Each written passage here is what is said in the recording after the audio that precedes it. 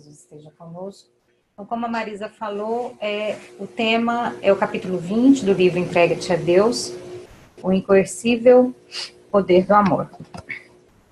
E na agenda a gente vai falar sobre o conceito dessa palavra, né? Incoercível, que eu acho que é importante a gente, já que está no título, é importante que a gente entenda o significado da palavra. Reflexões sobre o sentido do amor, exemplos de amor, né? Alguns exemplos de pessoas que exerceram o amor de mãe, o amor pelo próximo, o amor pela humanidade, processo evolutivo do espírito, o amor que liberta, que está no livro Amor Imbatível Amor, de Joana de Ângeles, e sobre o amor verdadeiro de Chico Xavier, que é um pequeno videozinho que o Chico, muito sabiamente, muito incluído, né, fala a respeito do amor verdadeiro. Então, a primeira coisa, né, o que é o conceito dessa palavra, incoercível? E eu fui buscar no dicionário mesmo, para entender o sentido, e tem esses 4 significados aí que fala que não é coercível, que não se pode comprimir ou conter, que não se pode apreender, que não se pode reprimir. Então, quando o título do capítulo fala o incoercível poder do amor, ele está mostrando para nós dessa força geradora poderosa que o amor tem, né? De não poder ser contido, de não poder ser reprimido. Então, é uma força geradora muito grande, a ponto de fazer grandes transformações, seja no indivíduo, seja na humanidade, seja no progresso do nosso planeta, né, seja no progresso do universo assim como um todo. Mas que amor é esse, né? Isso é importante a gente também refletir. Que amor que eu estou falando? Será que eu estou falando de um amor material ou eu estou falando de um amor espiritual? Com certeza, Joana de Ângeles, quando ela desenvolveu o texto, né, psicografado pelo Divaldo, ela estava falando desse poder incoercível, desse poder que não pode ser contido ou reprimido, mas desse amor espiritual, que é o amor do qual a gente tem que galgar a cada dia, que a gente tem que buscar a cada dia.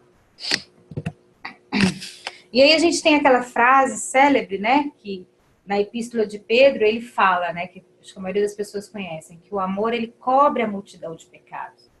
E isso vem muito de encontro, né? O poder do amor, ele realmente tem essa capacidade de cobrir uma multidão de pecados, de cobrir as nossas próprias falhas. Então, os erros das quais eu cometi, seja nessa vida, seja nas vidas anteriores, eles podem ser amenizados, né? O meu resgate, eles podem ser amenizados pelo amor do qual eu pratico.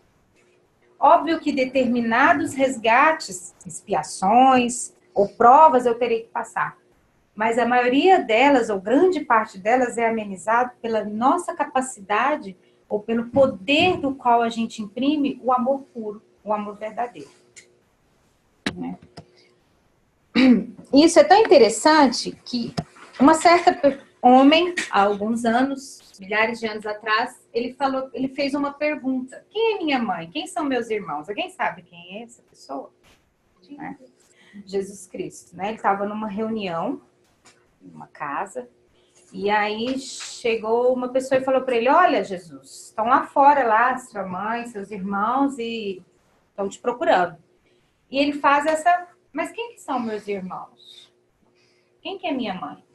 E é tão interessante porque quando você pega, né, e lê o texto bíblico e vê Jesus falando isso, algumas pessoas interpretam, e infelizmente até hoje algumas pessoas ainda interpretam que Jesus não estava dando valor à mãe. Ele estava destituindo. Não, você não é minha mãe. Né? Ele estava destituindo o quê? As relações familiares, que até naquela época e hoje também, e naquela época mais ainda, eram muito importantes. Né? Mas, então, o que Jesus está querendo dizer quem é minha mãe, quem são meus irmãos? Ele não está considerando as pessoas das relações familiares dele? O que Jesus estava mostrando para a gente, na verdade, quando ele faz esse questionamento, é que todos nós, não existe essa relação de parentesco. Né? Isso é criação do homem, nós necessitamos dele até para o nosso crescimento. Mas o que Jesus, né, já um ser desenvolvido, evoluído, estava mostrando para nós, naquele momento, não era para a gente destituir as relações familiares, ou eu estou renegando a minha mãe. Ele estava mostrando desse amor incondicional para com todos, independente das relações das quais eu tenho. Não importa se a minha relação neste momento com você é de amigo, é de filho, é de pai. Não. Independe da minha relação. Pode ser um completo desconhecido, mas eu amo igualmente como se fosse minha mãe. Eu amo igualmente como se fosse o meu filho. É esse o poder do amor, né? Incoercível, da qual Joana de Ângeles trata no texto. Né? Do que Jesus mostrou pra gente quando ele faz essa simples pergunta, né? Então, olha só, e ele continua estendendo a mão para os discípulos, ele fala, aqui estão minha mãe, e aqui estão os meus irmãos. Ou seja, né? Todos nós, fraternalmente, numa relação fraterna de amor, independente das relações. Mas será que a gente consegue fazer isso? Não, né? Ainda não. Então, Jesus falava da linguagem do amor, né? Ele falava que o amor é a linguagem da vida, tudo mais é subproduto. As relações que eu estabeleço, os outros tipos de sentimentos que eu tenho, sentimento maior, o sentimento essencial, o sentimento sublime, é o amor, né? É a linguagem da qual Jesus executou durante todos os 3 anos, né, de vida, de ensinamento, de exemplo de vida, do qual ele nos representou. E tem uma certa vez também, a respeito, Madre Teresa de Calcutá, ela estava conversando como jornalista e ele escreveu um livro de orações dela. E aí ele fez uma pergunta, ele virou para ela e falou assim, Madre, o que a senhora diz para Deus quando a senhora está orando? E ela responde, não, eu não falo nada não, eu só escuto. E ele, tá, tudo bem, então o que ele diz? E ela responde, não, ele não fala nada não, ele só escuta. E é tão interessante, né? É engraçado a gente pensar, mas o que ela quis dizer com isso, né? Ela está falando de amor. Quando a gente ama, verdadeiramente, não está falando nada não. Lembra aí quando você está encantado por uma pessoa, né? Seja por um relacionamento conjugal, um relacionamento de amizade mesmo, você se encanta. Só de você olhar, só de você ver, você não precisa falar nada. Olha que linda, ela estava falando do relacionamento profundo que ela tinha com Deus. Do relacionamento amoroso, do amor verdadeiro que ela tinha com Deus. E é um amor que flui. Não precisa pedir, não precisa agradecer, não preciso gestuar, não preciso falar. Basta o quê? Sentir. Né? Basta sentir. Essa conexão, né? Direta. Madre Teresa de Calcutá, né? Então a gente não precisa ir tão longe, né? Para tentar exercer esse amor dentro de nós, né?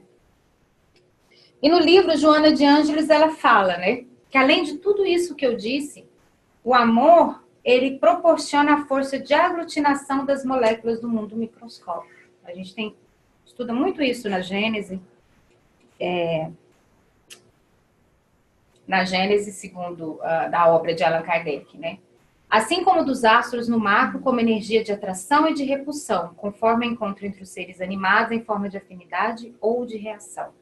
Então, o que faz, né? Que fez com que as nossas moléculas, o nosso planeta bem primitivo lá, ainda estava, as moléculas gasosas se aglutinassem e transformassem aquele gás em algo sólido, e a partir desse algo sólido, vir tudo que a gente tem hoje, foi o poder do amor.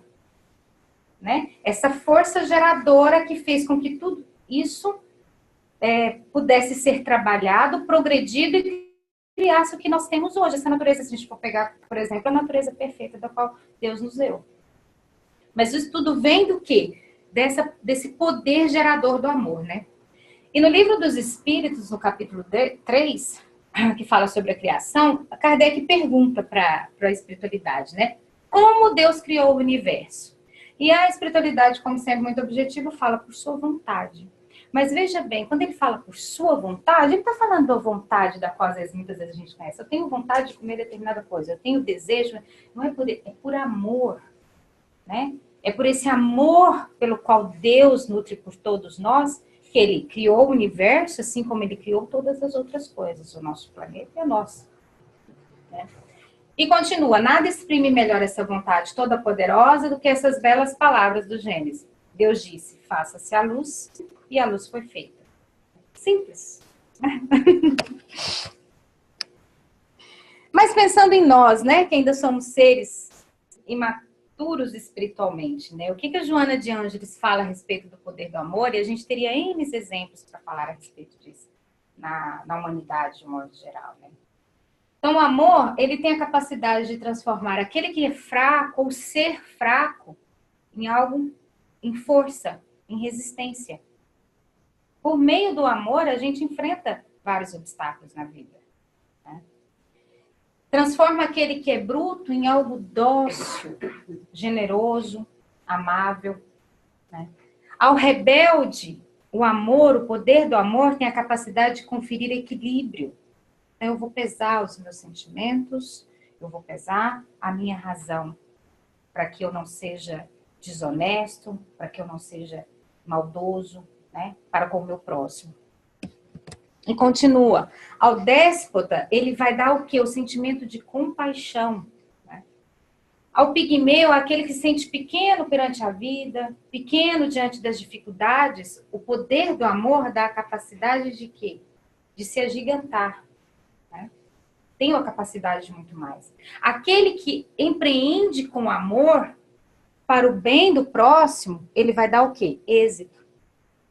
Então ela continua, o amor jamais desiste de levar adiante as obras de agradecimento moral e espiritual da humanidade, porque se estrutura nos valores éticos da vida. Essa frase é uma frase muito forte, mas a gente tem que entender, né? Olha o que ele fala, o amor jamais desiste de levar adiante as obras que engrandecem, que crescem moral e espiritualmente a humanidade. Ah, mas tem muita gente aí que não está trabalhando de forma moral e espiritual, que está empreendendo e que está tendo êxito. É verdade. É verdade. Até quando? A gente está falando de algo para sempre. Né? A gente está falando de algo eterno. A gente sabe, Deus tudo dá, mas Ele também tudo pode tirar. Depende da vontade dEle. De acordo com o nosso merecimento. É óbvio que Ele não vai tirar se eu não mereço. Também não vai me dar se eu não mereço. E aí a gente tem alguns exemplos bem legais que a Joana de Ângeles fala no livro. Um dos exemplos de sentimento, né, desse amor incondicional é o exemplo de Santa Mônica. Então, ela nasceu no norte da África, em Tagaste, no ano de 332, numa família cristã. E ela era bastante atuante, né, dentro do cristianismo.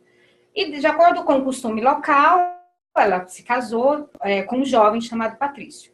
E ela tinha um amor muito grande por Jesus. Muito, muito. Então, ela se preocupava muito com a conversão da família dela, porque ela tinha um marido que era extremamente violento, rude e pagão. E ela se preocupava principalmente com o filho mais velho, que era o Agostinho. Ela tinha 3 filhos, mas o filho mais velho era o Agostinho. Ela se preocupava especialmente com ele, porque ele era um rapaz muito inteligente, ela percebia isso, era um rapaz inteligente, era um rapaz perspicaz, questionador, muito questionador, mas extremamente ligado aos vícios, às paixões, ao pecado. Então, ela, durante 27 anos, ela orou fervorosamente para a conversão do filho. E o filho se converteu. Né? Ela desencarnou, né? Depois, foi como uma missão mesmo. Eu desencarno somente quando eu ver o meu filho convertido ao cristianismo. E esse filho dela é nada mais, nada menos que Santo Agostinho. E quando a gente pensa em Santo Agostinho, quando a gente lê a obra de vida de Santo Agostinho, que é um exemplo, eu acho, principalmente para nós espíritas, porque o Santo Agostinho, ele fala, o que ele fez, na verdade, é dar um salto incrível na reforma íntima. É que a gente fala tanto, dentro do meio espírita, precisamos nos reformar e tal. E às vezes a gente fala assim, mas eu tenho eternidade para isso. E Santo Agostinho, ele conseguiu, talvez, passar aí 3, 4 reencarnações em uma só. Porque ele fez uma mudança radical de vida. Imagina, ele era uma pessoa totalmente voltada aos vícios, aos pecados, às paixões, né? E por meio da conversão, ele se encontrou, né? Ele conseguiu se encontrar nisso, ele modificou todo o seu comportamento durante o restante da vida dele. Inclusive, quando a gente vai estudar, o legado é incrível, onde ele fala, né, que todos os dias, no final da noite, no final do dia, ele repassava exatamente tudo o que ele fez durante aquele dia. Todas as coisas boas, todas as coisas ruins, o que ele não fez que foi legal, o que ele precisa melhorar, e no outro dia ele se empenhava fervorosamente para ser outra pessoa, para ser melhor do que aquilo que ele foi no dia anterior. Né? Então ele conseguiu fazer essa mudança, essa reforma íntima, de forma muito impressionante para uma reencarnação só. Então, uma frase muito bonita que ele fala da mãe, que é o seguinte: ela me gerou, seja na sua carne, para que eu viesse à luz do tempo, seja como no seu coração, para que eu nascesse à luz da eternidade. Né? Então, ela gerou ele 2 vezes. Primeira vez, quando deu a ele a vida. E a segunda vez, quando ela orou fervorosamente, né, teve essa intenção, esse amor incondicional, para que o filho conquistasse a luz da eternidade, para que ele se modificasse comportamentalmente, né, e pudesse ser uma pessoa diferente do que ele era. Um segundo exemplo é Maximiliano Maria Kolbe. Ele era um sacerdote. Então, ele nasceu em 1894, na Polônia, numa família operária. E ele entrou para o segmento franciscano, onde começou a se chamar de Maximiliano Maria. Ele fundou um movimento apostolado mariano, chamado Milícia de Imaculada.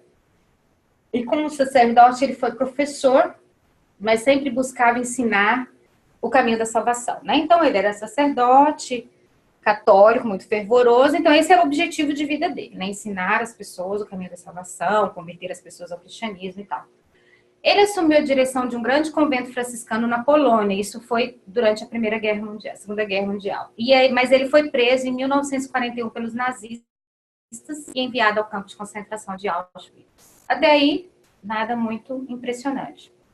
A história dele, na verdade, ele é conhecido dentro da Igreja Católica como mártir da caridade, acontece dentro do campo de concentração de Auschwitz. Porque uma certa vez um preso fugiu, e aí os soldados nazistas, para dar o exemplo, né, para impedir, né, para que as outras pessoas não fugissem, eles escolheram aleatoriamente 10 presos para serem executados, para dar esse exemplo. E um certo senhor, um certo judeu, foi escolhido. E na hora que ele foi escolhido, ele já caiu em prantos, em desespero, né? E falou para o oficial, falou, pelo amor de Deus, eu tenho família. A minha esposa morreu, os meus filhos vão ficar órfãos. E aí, olha o poder do amor. O padre, né, o sacerdote Maximiliano, vendo toda aquela situação, ele foi chamado pelo amor mesmo sensibilizado pelo amor diante daquela situação daquele homem que para ele é um desconhecido, total desconhecido. E ele chegou no oficial e falou, olha, eu sou um sacerdote, eu não tenho família, eu me ofereço para morrer no lugar dele. E assim foi feito. Esses 10 homens, eles foram trancafiados dentro de uma cela e eles morreram de fome. Então, ele foi beatificado depois pela igreja, pelo Papa João Paulo II e tudo, por essa obra, né? Pelo amor a um desconhecido, pelo amor a um indivíduo. E o terceiro, por amor ao seu próximo, o sacerdote polonês trocou sua vida pela vida de um operário, né? Esse senhor, ele era um operário. E o terceiro é Louis Pasteur. Ele nasceu em 1822, foi um grande cientista francês, e sendo que suas descobertas tiveram enorme importância na história da química e da medicina. Entre os seus feitos mais notáveis, pode citar a redução da mortalidade e a criação da primeira vacina contra a raiva. Inclusive, quando ele estava nesse processo de descobrimento da criação da vacina, ele estava extremamente enfermo. Mas mesmo assim, ele persistiu, né, naquilo que ele acreditava, no amor que ele tinha pela química, pela medicina, para que ele pudesse criar essa vacina, que foi um avanço do ponto de vista para a humanidade de um modo geral. Foi mais conhecido ao público em geral por inventar um método para impedir que o leite e o vinho se deteriorasse e causasse doenças, que é um processo conhecido como pasteurização, que até hoje se utiliza, né, na indústria de alimentos, principalmente. A gente utiliza o processo de pasteurização, inclusive o nome é dado em homenagem a ele, né? Então, foi uma pessoa que, por amor, né, ele imprimiu esse poder do amor para fazer o progresso, para alavancar o progresso. E esse processo de alavancar o progresso salvou, com certeza, vidas. A partir do momento que ele descobre uma vacina, a partir do momento que ele melhora o processo tecnológico dos alimentos. Então, tudo isso, né, foi fonte geradora do amor que ele tinha. E existe uma pessoa que era do convívio cotidiano dele, que falava o seguinte, que ele era muito... ele tinha muita fé, ele era católico, a religião dele. Mas ele não era aquele católico que ele fala, que frequentava as missas e tal, Mas ele tinha uma fé muito forte.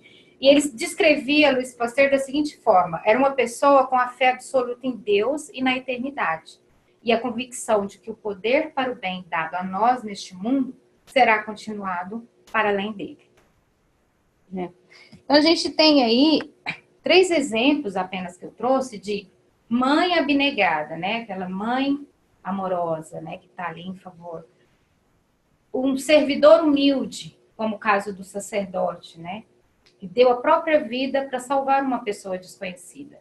Ou os gênios do conhecimento, da tecnologia, da ciência, da arte, como Luiz Pasteur, como outros que vieram, como outros que existem aqui, né? Então, todos esses dominados pelo amor mantêm a sociedade em equilíbrio, fomentando o progresso e impulsionando-a no rumo dos objetivos sublimes de iluminação e espiritualidade. E aí ela continua: o amor é a alavanca propulsora do bem que esparze na terra. Então, daí a gente entende essa força maravilhosa que é o amor, né? Mas a gente entende que quando se trata de amor, a gente está falando das leis divinas, né? Então, que está dentro de nós, né? Que Deus, quando nos criou, colocou dentro de nós a lei divina, as leis das quais rege a nossa vida espiritual. E mesmo que a gente esteja distante dela, mesmo que a gente não seja um ser espiritual, né, que seja ligado a coisas espirituais, basta buscar, basta se reconectar, e a gente tem a capacidade de estar de encontro novamente com essas leis divinas, porque elas não estão escritas. Ao contrário do que muitas pessoas pensam, elas não estão num papel. Kardec fala das 10 leis morais, das 10 leis divinas no Livro dos Espíritos, né? Distribui ela em 10, para que fique mais fácil de entendimento para nós, mas acima de tudo ela está dentro de nós, independente de doutrina. Não estou falando aqui de espiritismo, estou falando de humanidade, né? Além disso, a gente tem as mensagens libertadoras de Deus, de Jesus. Tá? Então, além das leis dentro de nós, a gente também tem as mensagens libertadoras de Jesus, pelo exemplo de vida dele, né? Pelas as histórias que a gente tem, pelas parábolas das quais ele contava. Mas será que nós sabemos a importância do amor em nosso processo evolutivo? Será que a gente já tem compreensão dessa força que o amor bem aplicado pode ter na nossa vida evolutiva? Porque é esse o nosso objetivo, pensando como espírita, né? Acreditando que todos nós temos esse mesmo conceito de evolução. Né? Será que a gente tem compreensão disso? E aí, Joana, Emmanuel e Leon Diniz, ele fala um pouco a respeito desse processo evolutivo do espírito. E Joana, ela fala o seguinte: em qualquer circunstância, a terapia mais eficiente é amar. É lindo isso, né? Tá no livro Amor Imbatível Amor. Então, não importa a circunstância, não importa a diversidade. Né? A terapia, a medicação é exercer o amor. É difícil ainda para nós isso, porque a gente se irrita, né? A gente fica chateado, fica magoado quando alguém faz alguma coisa para conosco. Né? E, inclusive, se a gente não consegue perdoar, ou se a gente não consegue exercitar ou trabalhar dentro de nós o perdão, isso vai causar depois uma doença física e tudo mais, né? Mas a terapia que ela fala pra gente é essa, é o amor. E em Pensamento e Vida, que foi o texto que a Marisa leu pra gente, Emmanuel fala: o amor puro é o reflexo do Criador em todas as criaturas. Mas nós somos filhos do Criador. E se nós somos filhos do Criador, nós podemos refletir esse amor. Basta nós aprendermos aqui a lapidar esse amor para transformar em um amor de Deus, em um amor puro. Porque o amor do qual a gente ainda exercita, a gente demonstra, a gente executa, ainda é um amor muito físico, é um amor muito material, é um amor muito apegado aos nossos desejos, às nossas vontades, é um amor muito apegado às nossas relações. Então, esse aqui eu gosto, eu faço. Esse aqui eu não gosto, eu não faço. Eu também não vou fazer o mal, achando que só não fazer o mal tá bom. E não está, né? E Leon Denis, no livro O Problema do Ser, do Destino e da Dor, ele fala: a alma vem de Deus, criada por amor, criada para amar, né? Somos criação de Deus, e fomos criados pelo amor de Deus, e criados para amar. Então, esse é o nosso grande objetivo, e precisamos aprender a respeito disso. Ainda no livro, né, que a Marisa leu, Emmanuel continua: herdeiros dele que somos, raios de sua inteligência infinita, e sendo ele mesmo o amor eterno de toda a criação em tudo e em toda parte, é de legislação por ele instituída que cada espírito reflita livremente aquilo que mais ama, transformando-se aqui e ali, na luz ou na treva, na alegria ou na dor, a que empenha o coração. Então, olha o tanto que Deus é misericordioso conosco. Ele nos criou por amor. Ele nos fala que a gente tem que ter o amor, a gente tem a capacidade de exercer o amor, mas eu tenho livre-arbítrio de levar o amor ou não. Vai depender da onde está o meu amor, aonde eu quero empenhar o poder do meu amor. Eu quero empenhar o poder do meu amor no trabalho, em conquistar aspectos materiais, em ter riquezas. É esse o livre-arbítrio do qual eu estou escolhendo. Ou eu quero aplicar o meu amor nas minhas relações familiares, ou na pessoa, no meu cônjuge, ou nos meus filhos, né? Mas é importante a gente entender que essa força geradora da qual todos nós temos vai depender daquilo que eu quero, daquilo que eu acredito, do meu livre-arbítrio, para transformar ele em luz ou em treva, em alegria ou em dor. Então depende o quê? De nós, né? Jesus falava: pois onde está o teu tesouro, ali também está o teu coração. Então, se você considera que o teu tesouro é conquistar apenas bens materiais, é ali que você vai aplicar o poder do seu amor. Qual vai ser a consequência disso? É isso que a gente tem que pensar. Né? Que ponto eu estou subindo na minha escala evolutiva? Aplicando o poder dessa força tão maravilhosa, é o amor, em aspectos puramente materiais. Ou em aspectos relacionados aos meus desejos, às minhas paixões ou às minhas vontades. Né? E aí a Joana de Ângeles fala, ainda no Amor Imbatível Amor, do amor que liberta. Que é muito bonito quando a gente pensa. E ela fala o seguinte: porque nós ainda estamos muito presos ao amor. Pelo fato de termos essa confusão, né? O que é o amor puro?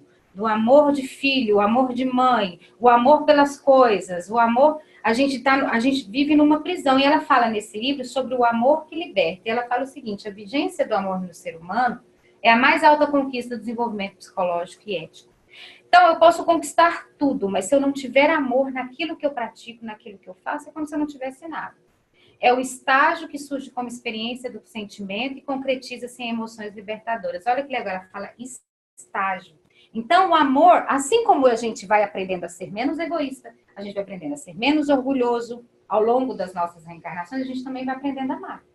A gente começa num amor extremamente primitivo, mas a gente vai chegar ao amor de Jesus, onde a gente vai falar: não, mas quem que é minha mãe, quem que é meu pai, quem que é meu irmão? E para mim, todo mundo é igual, eu amo todo mundo. Né? Mas nós estamos nesse processo de estágio, então ela dá esse sentimento para a gente de esperança, né?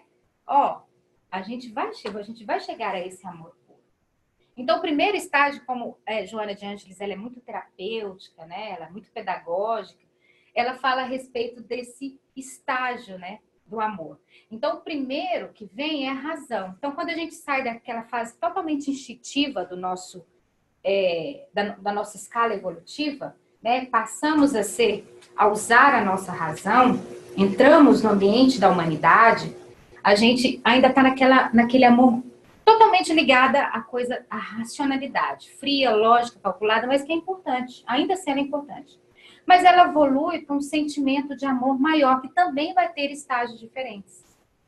Então, o primeiro é aquele sentimento de impulso, né, de pressão dos instintos, aquela coisa ardente, apaixonada, né, cheio de muitos caprichos. Eu quero o amor dessa pessoa. Então, de que forma eu vou ter isso? Né? Eu tenho poder? Eu consigo pelo poder, eu vou pelo poder. Ela riqueza? Eu consigo pela riqueza, eu vou pela riqueza. Né? Se a gente for pegar histórias, né, antigas, né, de pessoas que aprisionavam, né, porque desejavam, e não precisa ir muito longe, não. 2 semanas ou 3 semanas atrás, aconteceu um caso no Brasil de uma moça que foi assassinada por um jovem, por um rapaz, porque ela não aceitou namorar com ele, né? Esse sentimento instintivo aqui, ó, de ardente, eu quero você, você não me quer? Então não, né? Mas a gente evolui, graças a Deus, né? E aí a gente passa por um amadurecimento mais psicológico, né? A gente equilibra, e isso acontece por meio das nossas reencarnações, a gente vai amadurecendo esse sentimento de amor. Até que, por fim, ele vai se tornando mais sensato, mais sereno, mais sábio. Né? Porque a gente vai adquirindo um desenvolvimento moral e intelectual para chegar a isso. Mas é importante a gente entender que cada pessoa está num estágio diferente desse. Alguns ainda estão aqui nos instintos, outros já desenvolveram mais o sentimento, enquanto outros estão lá na frente totalmente desapegados. Eu amo, simples assim, né? E no livro Palavras de Vida Eterna, Emmanuel fala amor e temor, porque a gente ainda tem muito medo de amar. A gente ainda tem sentimento de temor. E João, ele fala, o perfeito amor lança fora o temor. Então ele faz uma comparação do que seria o imperfeito amor e do que seria o perfeito amor. Né? No livro Palavras de Vida Eterna. Para que a gente entenda isso. E no imperfeito amor é aquele que estimula salário de gratidão. Então, por exemplo, eu te amo, você tem uma gratidão para comigo. Ele isola-se no carinho particular, né? Exige atendimento alheio. Eu te amo, você tem que ser exclusivamente meu. É tormentado pelo ciúme, pela crueldade, pelo desespero. Procura o gozo próprio no concurso dos outros. Então, primeiro é satisfazer o meu sentimento de amor. As minhas vontades, os meus desejos. Na verdade, esse imperfeito amor, ele é um amor disfarçado de egoísmo. E é o amor mais existente que a gente tem hoje. Que a gente vê nos filmes, que a gente muitas vezes exercita para com as pessoas que a gente está. A gente às vezes não para pensar, mas é um amor totalmente egoísta. Mas às vezes até bonito, né? Você pensa assim, nossa, que lindo, olha o que ele faz por amor. Mas será que é amor? Que amor é esse? É um amor, mas é um amor ainda imperfeito. E aí, quando ele fala do perfeito amor, o que é o perfeito amor? É aquele que compreende, que entende que os caminhos infinitos para a evolução e aprimoramento das almas, eles são diferentes. Né? É aquele que compreende que a felicidade não é a mesma para todos, mas mesmo assim eu te amo. Você busca o seu amor de uma forma diferente da minha, mas ainda assim eu te amo. Amar é entender, é ajudar, é abençoar e sustentar corações queridos no degrau de lutas próprias. Esse é o amor perfeito, né, do qual Emmanuel descreve, que eu resumi mais ou menos no livro Palavras de Vida Eterna, quando ele fala sobre amor e temor. Né? E para finalizar, eu tenho um pequeno videozinho do Chico, que ele fala sobre amor verdadeiro, e eu gostaria que a gente ouvisse, porque é tão maravilhoso ouvir a voz do Chico. E ele fala tão calmo, tão pausadamente, de um tema tão profundo, né? Tão maravilhoso que é o amor. Então eu vou passar para você. Dá play, né? Aumenta a tela. Ah, tá. Do outro lado. Isso aí. Fosse alguém, se eu tivesse influência, se eu pudesse realizar alguma coisa em benefício da comunidade, e se eu tivesse a menor autoridade para fazer isto, eu apenas repetiria para mim mesmo e para todos os nossos irmãos em humanidade, de todas as terras e de todos os idiomas, aquelas palavras de nosso Senhor Jesus Cristo. Amai-vos uns aos outros como eu vos amei. Porque amor é esquecimento de si mesmo. Porque amor nada pedindo para si. O amai-vos uns aos outros foi superado pelo amai-vos uns aos outros como eu vos amei. Amar alguém ou alguma causa, sem pedir nada, sem esperar o pagamento nem mesmo da compreensão, da inteligência do próximo, então, trabalhar por uma humanidade mais feliz, por um mundo melhor, pela extinção das guerras e pelo incentivo do progresso em bases morais convenientes para que nós todos estejamos no melhor lugar possível, que possamos ocupar no campo da vida humana, servindo ao Pai, ao Criador, a nosso Senhor Jesus Cristo e a todos os princípios cristãos, ou mesmo aos princípios mais nobres de outras religiões, para que, com respeito mútuo, possamos vencer todas as barreiras e amar como o amor deve ser consagrado entre nós. Isto é, amor sem recompensa.